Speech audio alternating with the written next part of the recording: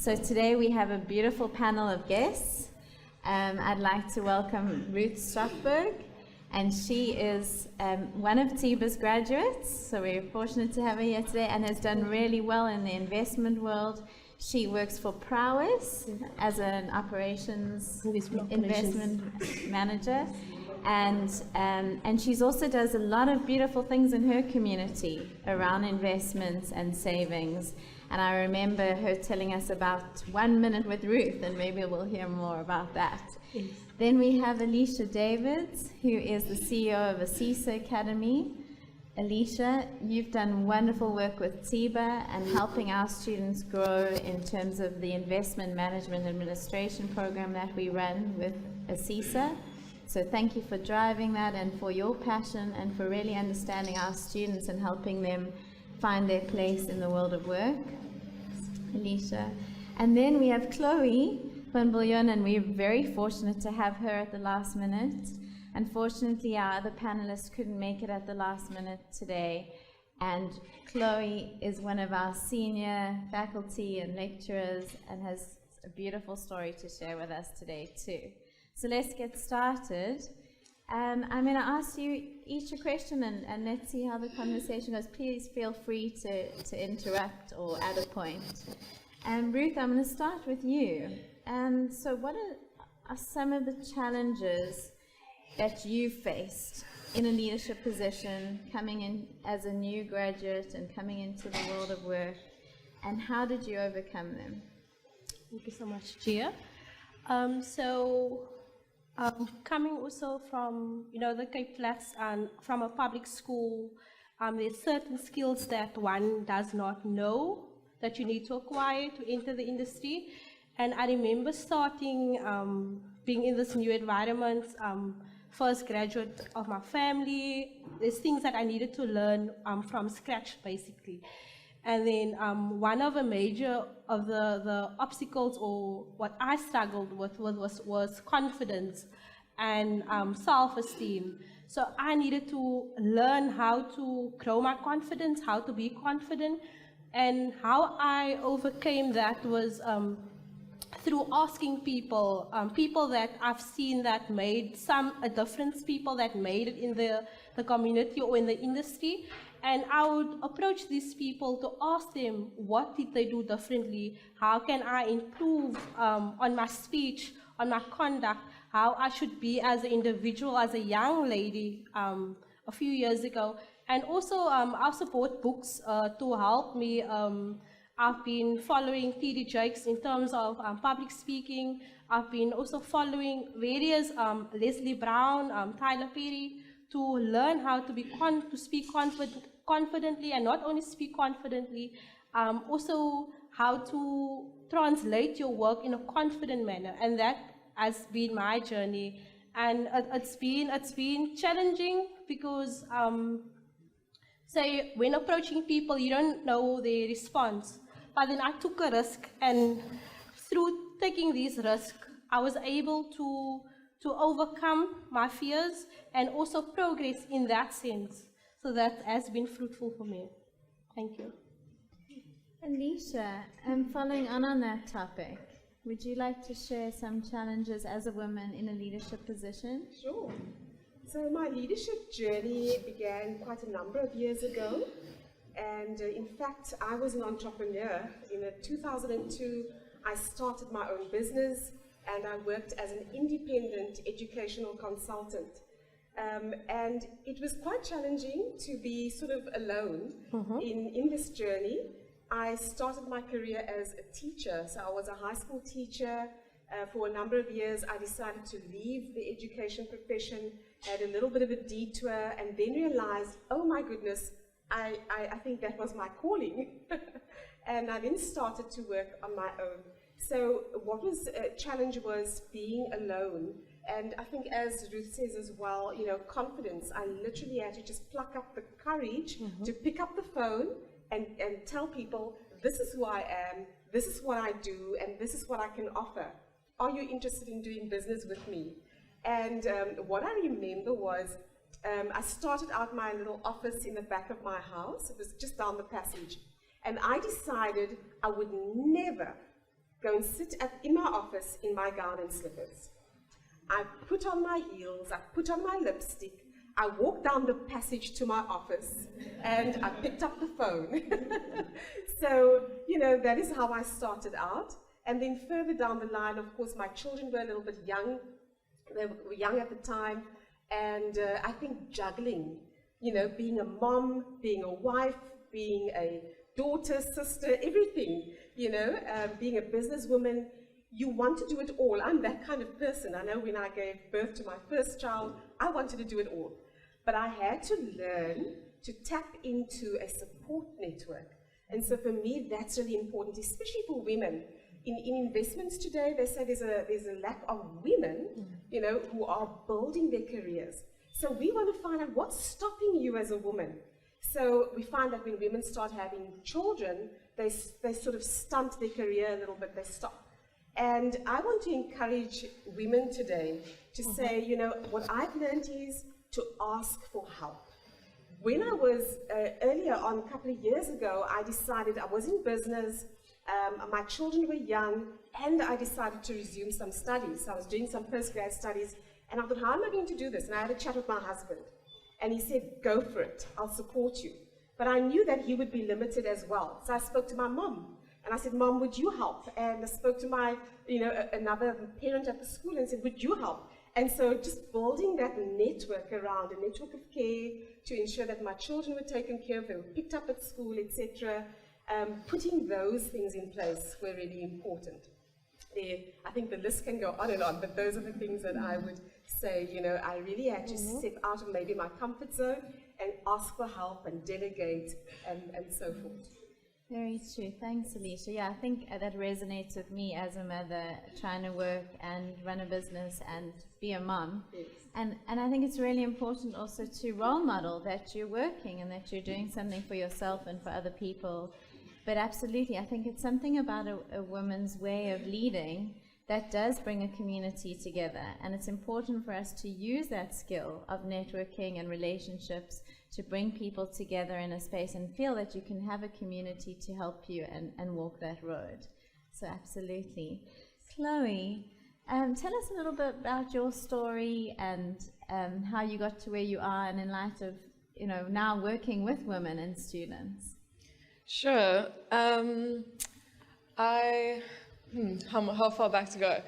I studied actuarial science at university, and I was looking over the questions, and I saw some of one of the questions that you're going to ask us later. Sorry, I'm stealing your questions now. Was about following your purpose. When I finished school, I wanted to study social work, and I had no support. Everyone said to me, "Don't do that. You have good marks. Go study a commerce degree." And as an 18-year-old, it's very difficult to go against the advice of every adult that you come in contact with. And so I did that, and I didn't not enjoy it, but I just couldn't see myself working in the commercial space. It just didn't suit me at all.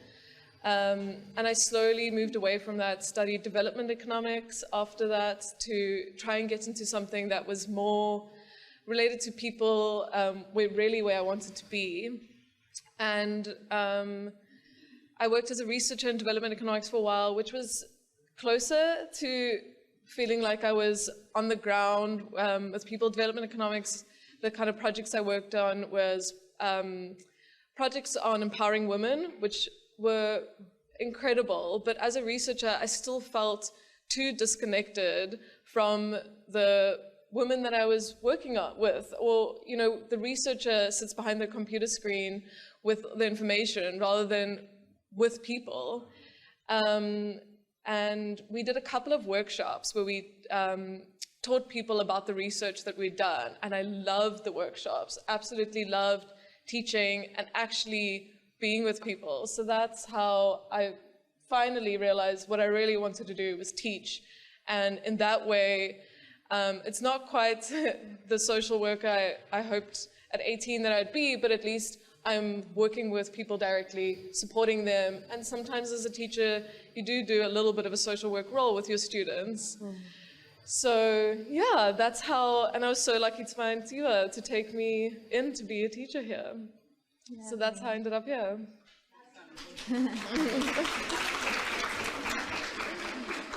So, Chloe, you speak about purpose, and a big theme with TSIBA is around purpose lived. And we believe that if you find your purpose, and not everyone does, along the way there's different parts to that, but if you can really understand more about you and who you are and what you're passionate about, then that will guide you and help you with whatever it is that you want to do. So, Chloe, then following on that topic, how do we inspire the next generation of women to find their purpose or strive for that? I feel that there's so little support out there for doing that. Most people say to you, it's, risky to do that, or you won't make money doing that, or, and I think it's really difficult for people to pursue their purpose despite all of the negative messaging around it. So I think for me, the best way is to do it yourself, and for other women to see that you're doing it and that it's possible, because it's easy to tell someone to do it, but if they can see someone and see a role model living their purpose and being happy that they did it, I think that's the best way to inspire someone to do it. Absolutely. So it's finding role models and mentors or being a role model. Alicia, what inspires and motivates you in this? So I'm a very goal-driven person. I love setting goals and working towards achieving them. I'm also very results-driven. So I think, I often get teased about it, but I never used to be that way. And I think it's just, the environment that I've been in, I love setting goals, and I love sharing with others as well and seeing them achieve. So what inspires me is seeing others achieve their goals as well. So especially I'm sitting here with Ruth Stockberg, and Ruth is one of the IMAX at TSIBA. That's a CISA Academy program. We've been partnering with TSIBA for 12 years on, and a few years ago she was one of our students at a CISA Academy as well.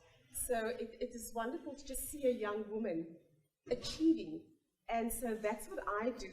What inspires me is to be with young people in particular, young women especially, and to inspire them. I share a lot of, what I've done, what I've read, just to believe in themselves. And when I see them grow, I get excited. So that's what continuously fuels my motivation to do more of what I am doing. And so I follow them on LinkedIn, and I celebrate with them. And, I just see, this one is now an ops manager here, and that one's, an investment manager there. And that just keeps me so, so excited. That inspires me. Fabulous. So Ruth, you're on the spotlight. Tell us, what skills do you think that you need, especially because you're fresh out of, the studying and the graduate space, to really take positions of leadership? Thank you. Just before I answer, I do agree with what Alicia said, that I've always wondered, where do you find time? I always see you engaging with students, following up, sharing, and then that makes me happy. And just to add on also what Alicia's saying, I share the same sentiments where, what inspires me is when I see people, females, especially people of color, that are excelling in their careers, they rise above their circumstances, and that motivates me. Also being a helping hand, because I know the moment when I help my neighbor, the next person, I help myself too, I remember, and that's how we change the world, one by one. Yes.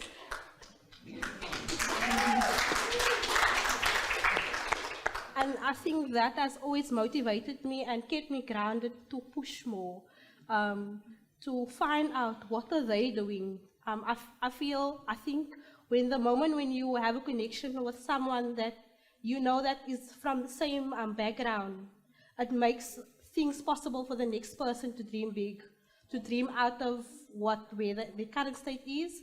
And that has been also carrying me through this journey. When I saw last year you've been promoted as CEO, I was inspired.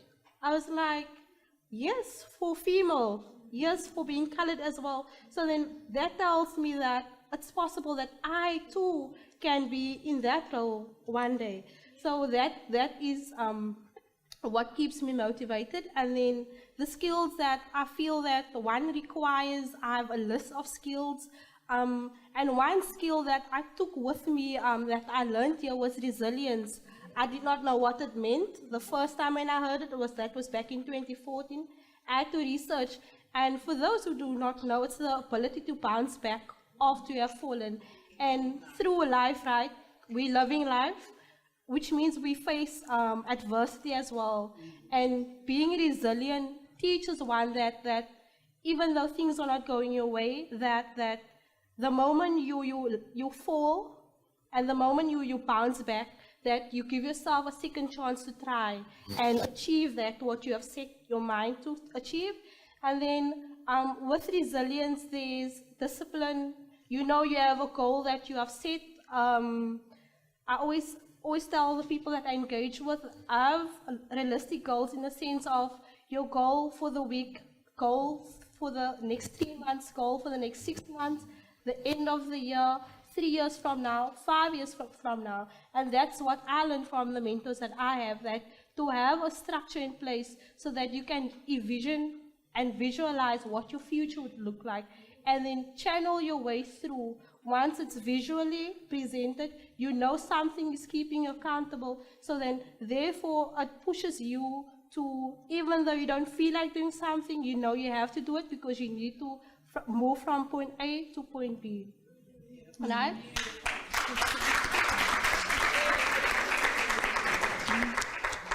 So I've mentioned discipline, I've mentioned resilience, and then the third value is that kept me going was having the courage to challenge yourself, to ask questions, even though your voice shakes, even though that you know you might not sound right, but then have the courage anyway.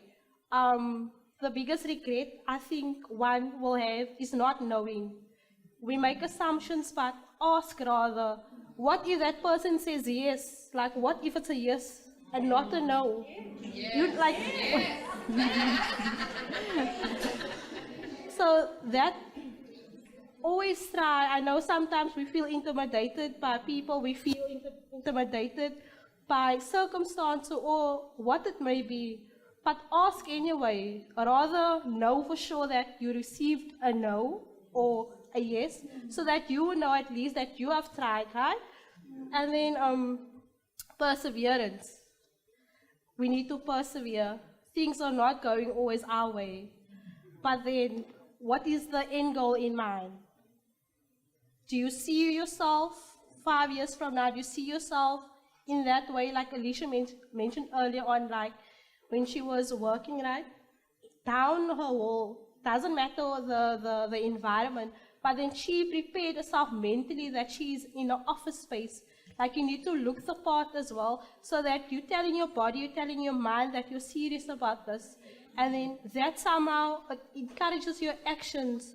So your thinking is different, your mindset is different, your conduct is different because you're treating your work with respect and you're treating the clients, potential clients, with respect because you are representing what you have, what your vision and what your purpose is, right?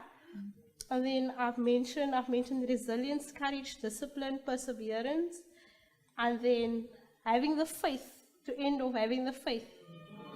Yeah? Yes. Good. Thank you. Without? But then if you don't believe in your dream, who else will? Yes. So you need to convince those around you to believe in the same vision that you have, so that you get people to join the party, right? That's the only way. To have faith and the hope that you will get there where you want to be. So those are the values that has been keeping me on this path, and also I'm also trying to instill in the young people that I work with. So thank you.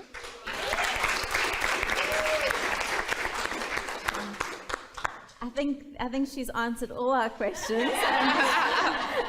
So we're done. No, thank you, Ruth. That is really powerful. And what resonates with me is your strength and how you're so clear internally. When I interviewed on the podcast, I thought you may have scripted something, but you speak really with heart, and it's something that you're living every day, which shows. One thing that I've also seen a pattern in the conversations is around how often when you go through adversity and you persevere, those are the people who actually are closer to finding their purpose, because they've struggled, they've gone deep, they've really thought, and that's where they're closer in understanding who they are. So that's really true. I mean, we need to work hard and really to get and to find that. So following on from that, Alicia, how do we think about, like you say, let's plan, let's set goals, let's think about what we're going to do in 6 months and a year. How do you even think about that when on a day-to-day basis you're struggling with so many other challenges, and there's adversity and there's poverty and just, we're all, other than running families and trying to get money, and you've got families to feed, and as you know, the realities that we're facing in the country. How do you think about the future? Yeah. Wow. So first of all, I want to say I'm so impressed with Ruth. She's blown me away. I don't know what I can do to follow your lead here.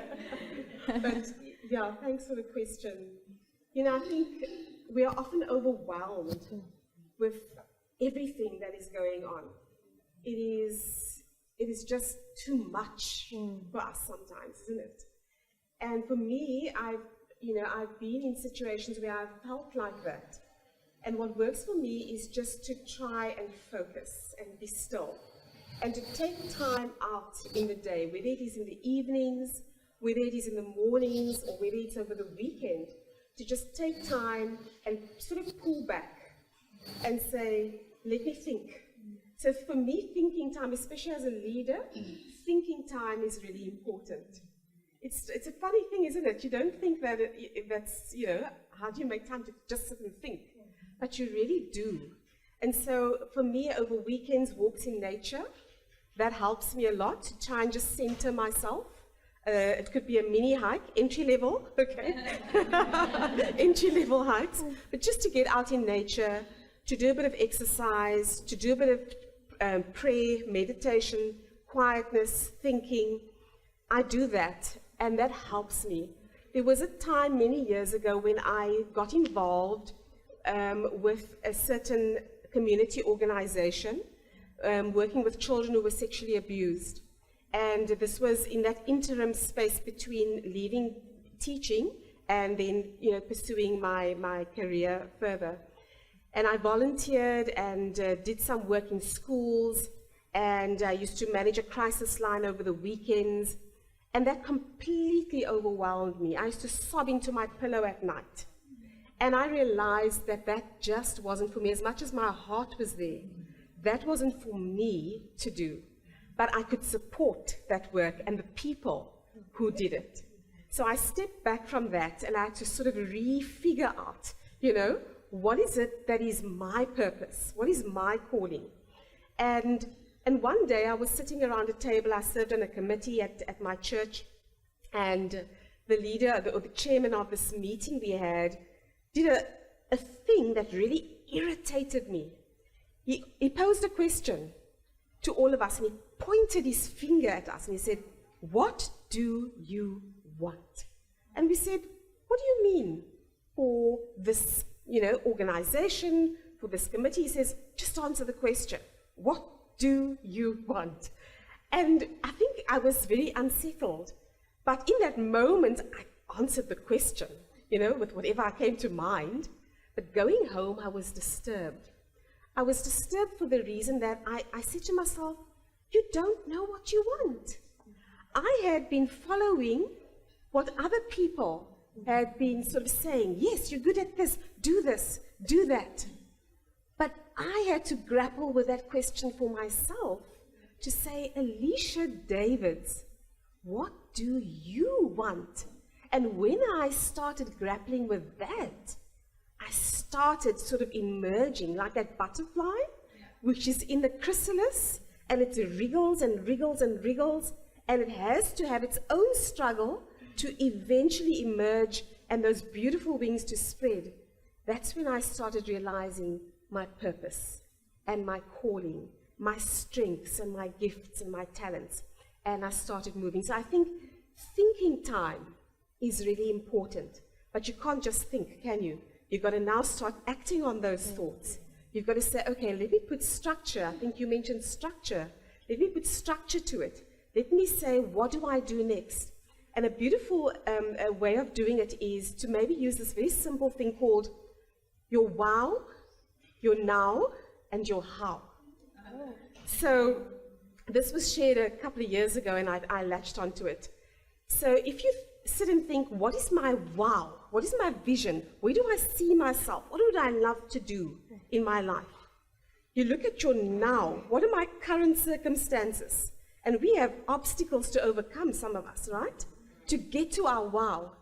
So it's the wow, what do I see? The now, what are my current circumstances?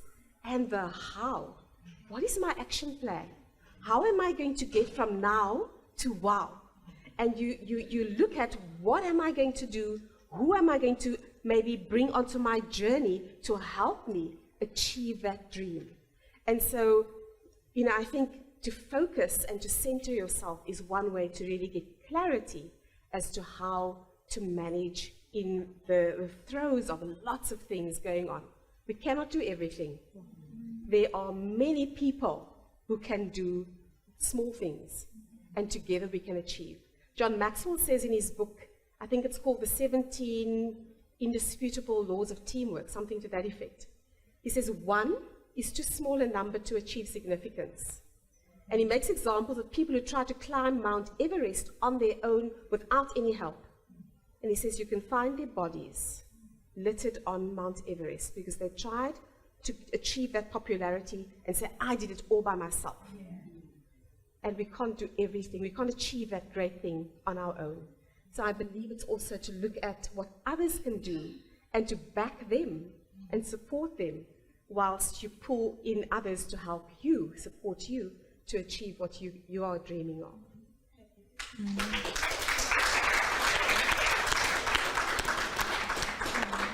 Alicia, and those are valuable tools that we can all learn from and take with us. And it's around that time to reflect.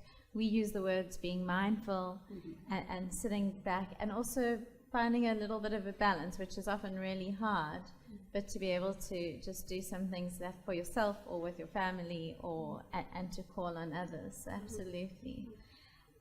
Chloe, back to leadership.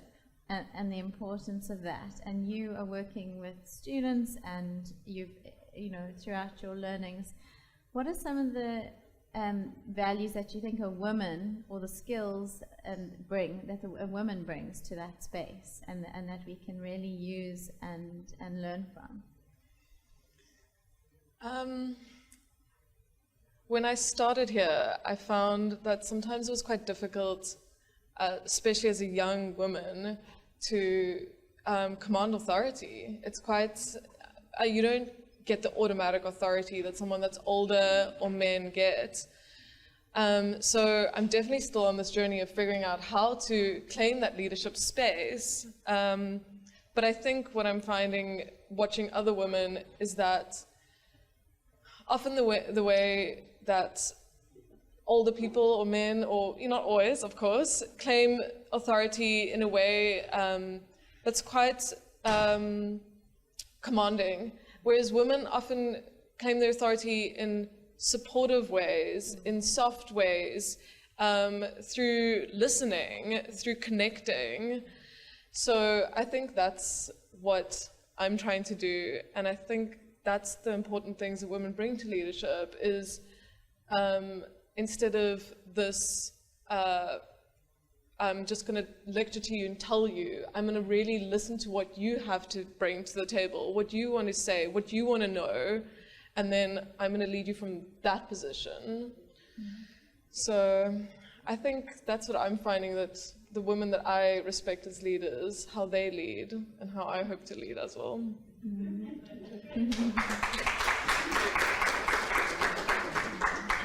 Yeah, I resonate with you.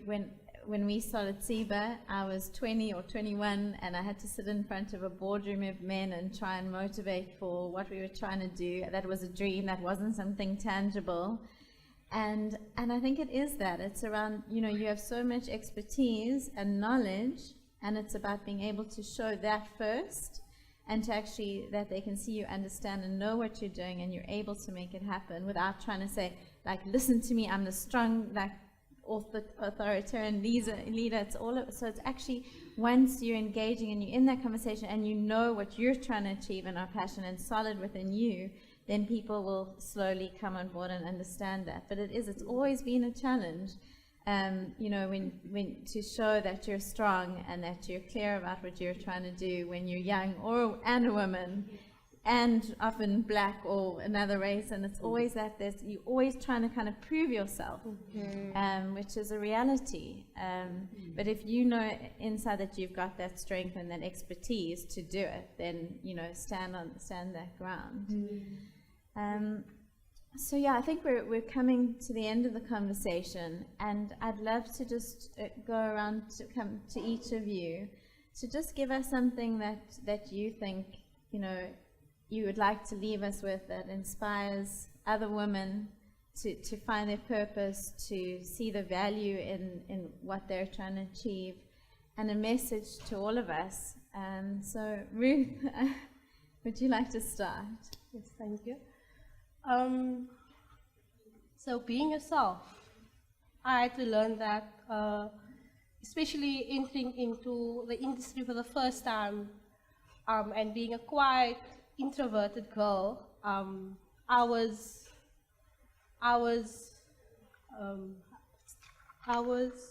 succumbing to the environment, in whatever environment I was, and then I needed to learn how to be the Ruth that I am today, to stand for my truth and to be genuine.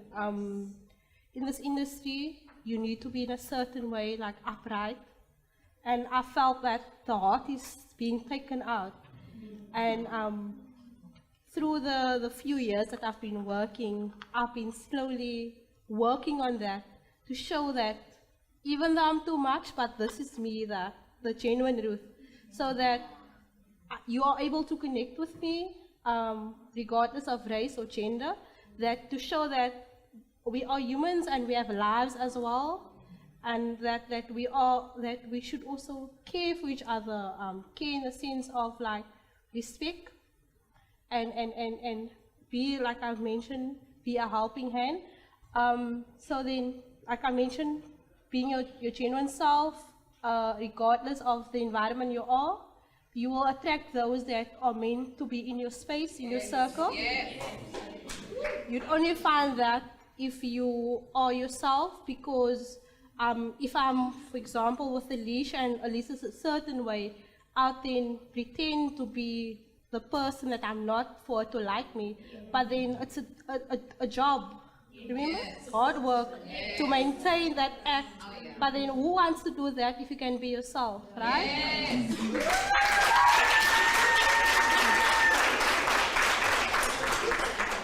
So be yourself, even though people mock you, because that's what young people do. If you choose different, if you're different, people mock you for being different.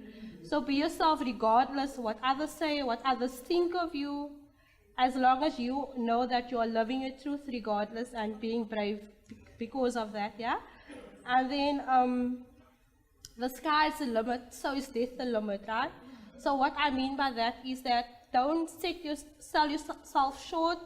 If you want to dream big, if you want to dream whatever that is in your mind that might sound impossible, do it anyway, go for it. Like, from this point onwards, like, think about who can assist you, what you can do to get there. Like Alicia's mentioned, the wow, the how, and the now. So connect find people that can help you move, connect you. You might not have the resources, but then someone else has the resources, and their resources have other resources. So build a network. That's an important thing that I've learned as well. To put yourself out there in a respectful way, so that when people, what I always strive is that when you are in my company, I want to leave you with something. Have you felt the warmth, number one? And then when you walk away, is there a seed of hope that, so when I meet you 5 years from now, I want to hear a feedback to say that I did this, you inspired me to do this and that. So there's results, right? The seed which we've spoke about and which I've planted has become a tree now, and that's what I always strive towards. So that if I could leave you as well as something is that when people are in your company, how do you make them feel? And are they saying the same thing, like different groups? You know, we have our different circles, our work colleagues, our friends, our people that we're close with, our family. But is there consistency in what they're saying about your character, about the type of person you are? And yeah, that is basically what I have to share. Thank you. Thank you.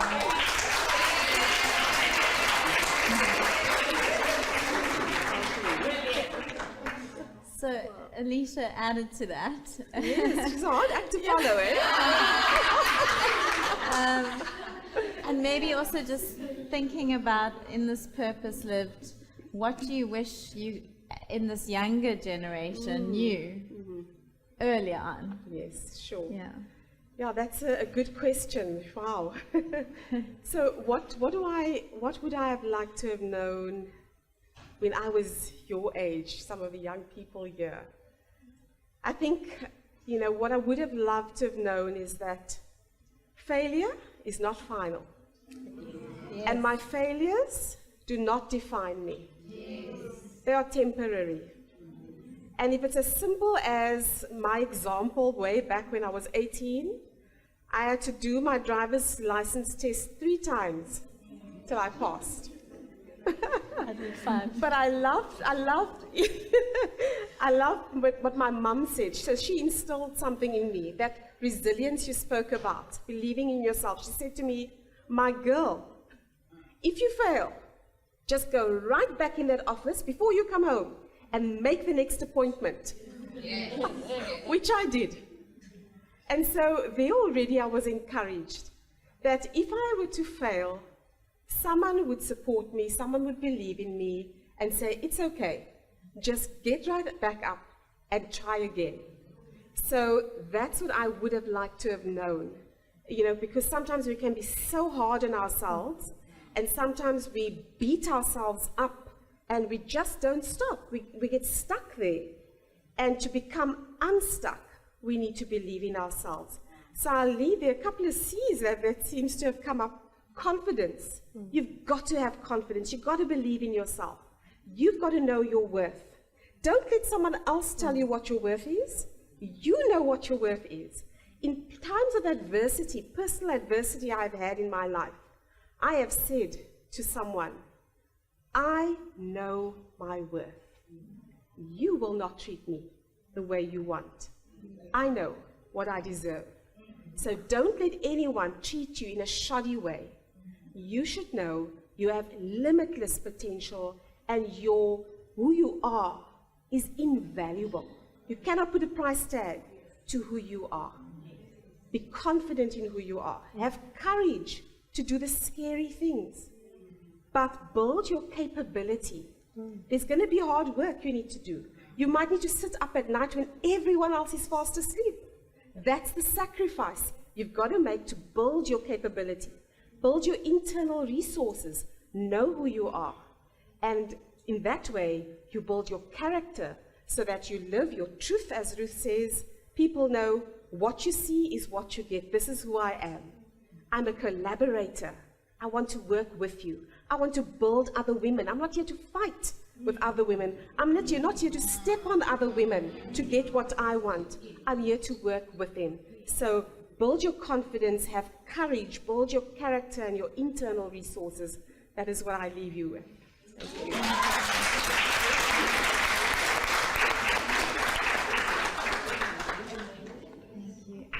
And you're also teaching us about ongoing learning, and that's something why we're here today. And at TSIBA is it's about learning, and it's even when you finish studying, it's continually building your capabilities and improving yourself. And so Chloe, who has a lot of capability and expertise, last but not least, and we're fortunate that Chloe is here on campus every day, so we can continue the conversation with Chloe. Some last words. Yeah, I think I wanted to pick up on something Ruth said and something Alicia said. I think something I wish I adopted earlier in my life was being brave enough to ask the hard questions, which Ruth talked about earlier.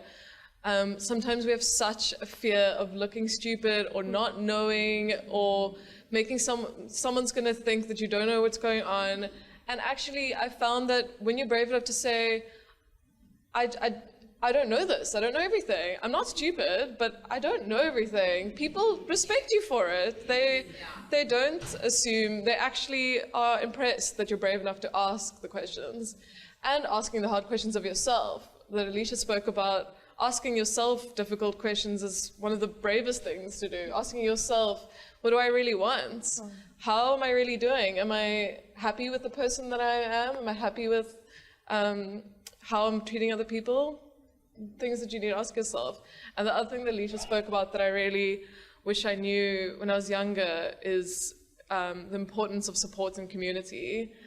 I think, especially my generation, we get married later, so a lot of people, don't have a partner until they're older, move away from our parents, and we can be left as quite isolated from our community.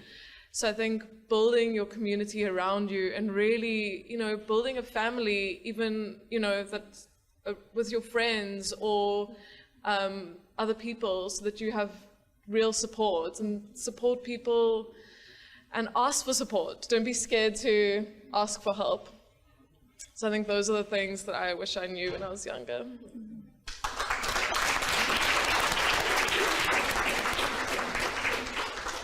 Thank you. Wow, that was a powerful conversation and such a beautiful time together. And I know there's so many other women sitting here that could each tell their beautiful, powerful stories, and we can all learn. So let's continue the conversation. We're going to open up now for questions. I'm not sure how much time we have, so we'll take a few questions and then we'll wrap up. Thank you. Anyone that has a question for the panel? I'm sure there must be a question.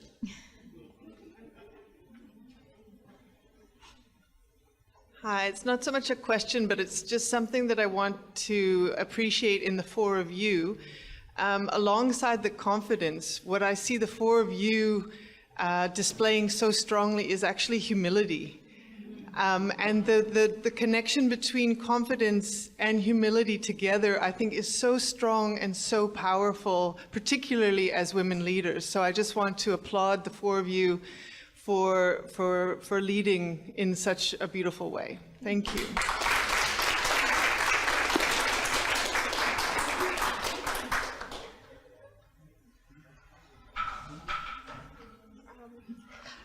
Thank you very much. Today I learned so much. And something that actually stood up for me, you say that success is failure turned inside out. Like in today's society, many young people believes that once I fail, I drop out of school. Once I fail, I should not even carry on because what's the purpose, what the use? But then, ma'am, I want to ask you a realistic question. Is it all about fame, or is it all about being who you are? And would you like to direct that to one particular person or Ruth? So just to confirm, you asked if one fails life, is it about fame or is it about the person you are?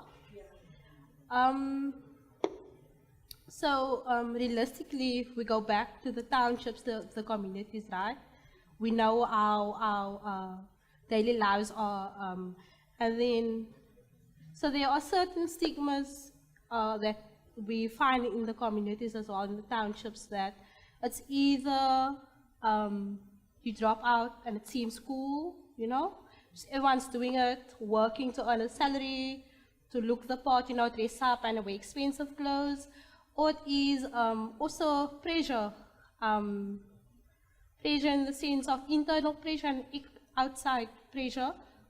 That could be from your family, from your community, your neighbors, saying because you failed, you know how it goes. If there's something, a rumor happening in the area, everyone talks about it, right? But then it goes back to the type of person you are. Sometimes I know it's hard remaining positive in the township or in the community, where you keep saying or remain truthful to yourself, in the sense of you tell yourself that regardless of what people are saying, that I'm gonna still try, because I don't know what is on the other side.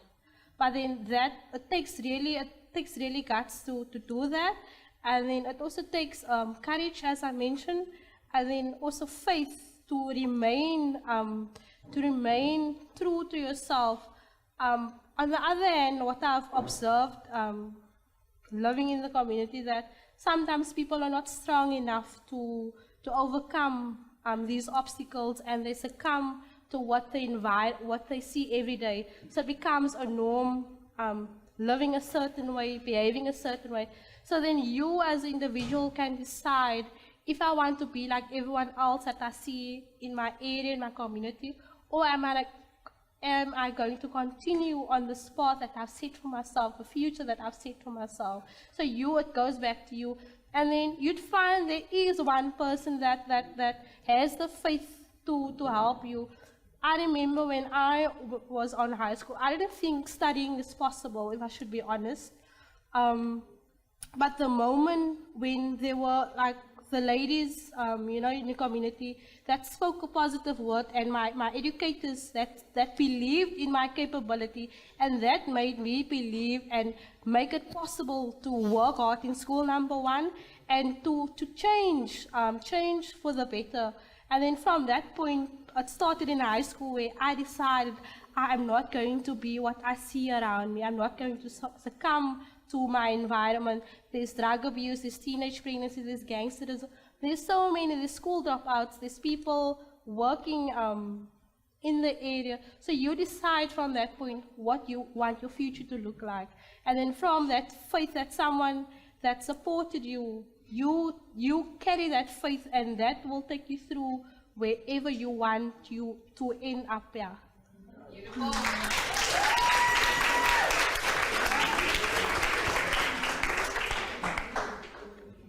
Thank you, ladies, for the beautiful discussion.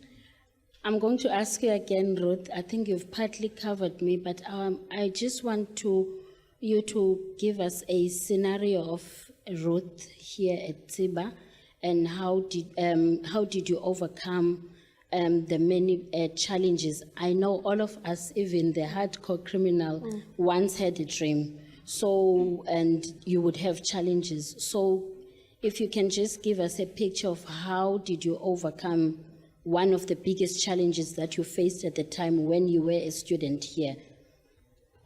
Maybe it can help one or two. Yeah. So I remember when I got the news that I've been accepted to study at TSIBA. So because I wanted it so bad, I was excited. Like, I would stay up at night, you know, lying awake, just being happy. In the mornings, I would jump out, and that was my life for 4 years. That was my focus point, because I wanted a qualification so bad. I wanted independence so bad. I wanted to change so bad. So that kept me motivated. My friend, we studied together, Sam Seister, Williams now, my apologies. She knows I was excited. I was there. I would ask people questions. Alison knows as well. how I was shy, I was quiet, but then I remember when we assigned mentors, and that helped me, having a mentor. Remember, I live in Hanover Park, so I was coming from Hanover Park. Hanover Park has its own challenges in terms of getting to campus, and campus was in Pinelands back then. So I would spend about 2 hours to get to campus, and what I've developed was to be strategic about it. I would read in that time, read books. I became friends with a librarian, Ilana. Yeah, I became friends with her. That's how I developed, was my first development from there, where I started using creative ways to make things convenient for myself. I didn't have money. I survived with 100 rands a month. So that helped me to say, okay, so I'm using creative ways to survive, to survive basically, and still study. But then the end goal in mind, and then what kept me, because I wanted this qualification, so I would ask questions. I struggled with maths, with NAM 101, NAM 102. I struggled with strategic management, but then there were students in my class that, Subukazi, she was good, she came from a good school, I think Weinberg Girls. I was there, I was like, weekends we'd have classes, I would ask her to help me so that I can pass. I told myself, I'm going to do this one time. I don't want to repeat anything. I don't want to waste my time. I don't want to waste my parents' money. So let me do this one time. Let me do it properly, so that from that point, I knew, okay, the focus. If I knew that I struggled with something, and I know students get good marks, I was there. I was with them. I was with them.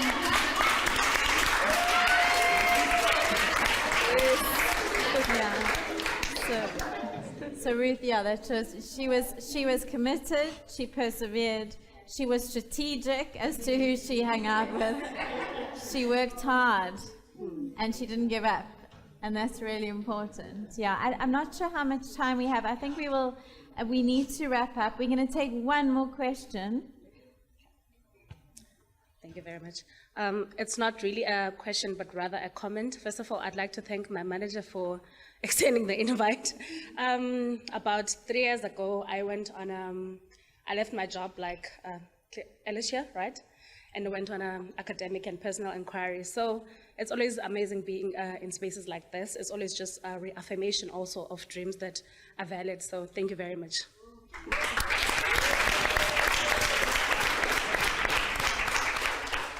Can I share a little something? Yes. I just, Ruth's journey and her experience as a young person sort of resonates with me. I grew up on the Cape Flats myself, and I lived in Mitchell's Plain, and all my schooling there. In 1985, I started university at the University of the Western Cape, and just some of the obstacles.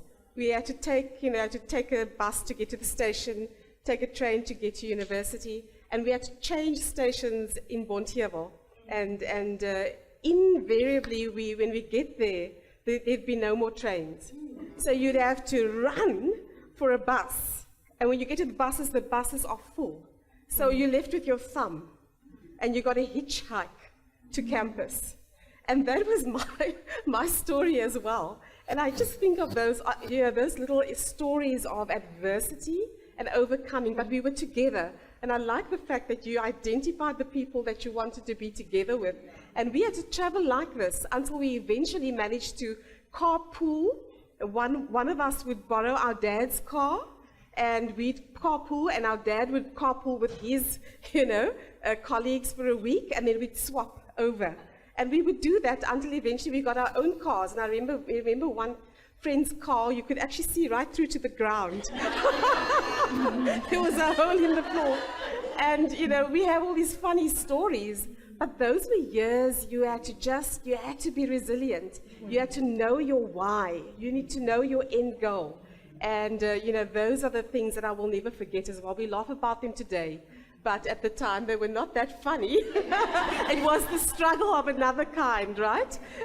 A struggle within a struggle. Yeah. But here we are today, and so we want to encourage those of you where there are struggles, where there are adversities, you know, you can overcome them.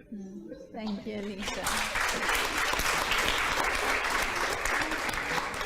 Thank you so much to our panel. I think as a young female in the leadership space, I definitely took a few pointers, and I need to sit down and think to just reflect and see where I want to be. And now I'm going to have Candace again to complete the lucky draw.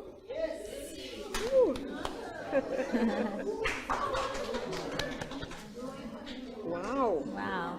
Hi everybody, so the last two prizes, hold thumbs guys. The one prize is, sorry, I must just get her name right. Morotle, beauty specialist, and she's based in Claremont. She is also an amazing entrepreneur. She offered us a beautiful back and neck massage and a pedicure valued at 400 Rand. So that is some pamper time for an amazing person. So I'm going to do that one first. Drum roll.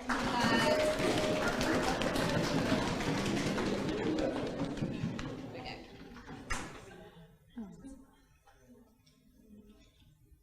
Alison Baxter.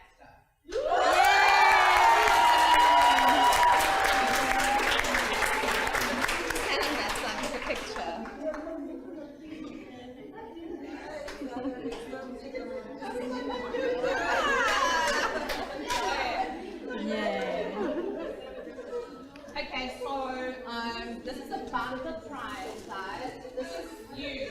Who wants to win this? Me! You know what? I think you're going to go into a sugar coma, so I don't know. Anyway, so that prize is sponsored by an organization called Sugar. Sugar is based in Montague Gardens. She's an amazing woman. Ashika, she is a serial entrepreneur. And I've never seen somebody on fire like her, guys. I would love it to actually come to TSIBA to talk to you guys, because she is so passionate about her craft and what she does. And she goes an extra mile, you know, she's super professional, she's young and on fire. So I really appreciate her donation as a prize to TSIBA, to somebody very special today in this room. So I'm going to ask Gia if she can do this one. Okay, drum roll.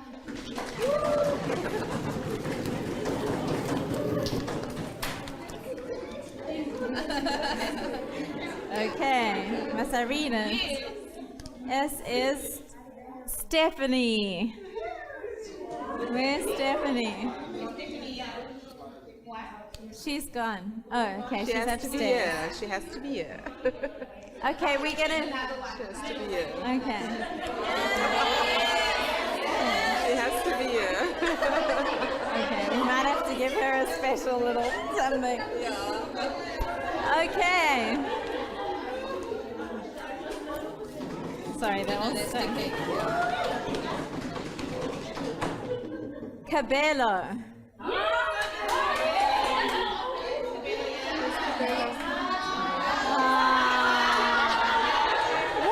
Chances, there's so many people in this room. My goodness. Shame. So I feel bad. I feel bad. Okay. A lady or a man or anyone?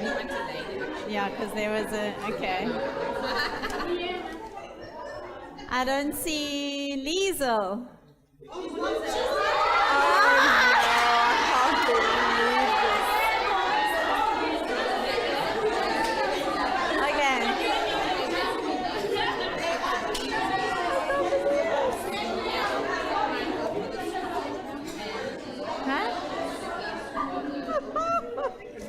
Okay, this has to be the last.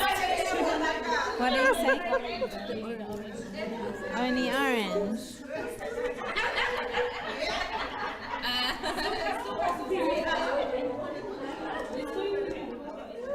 Mrs. Garney. Yes, that's it right. Oh, that's Garney. Yeah.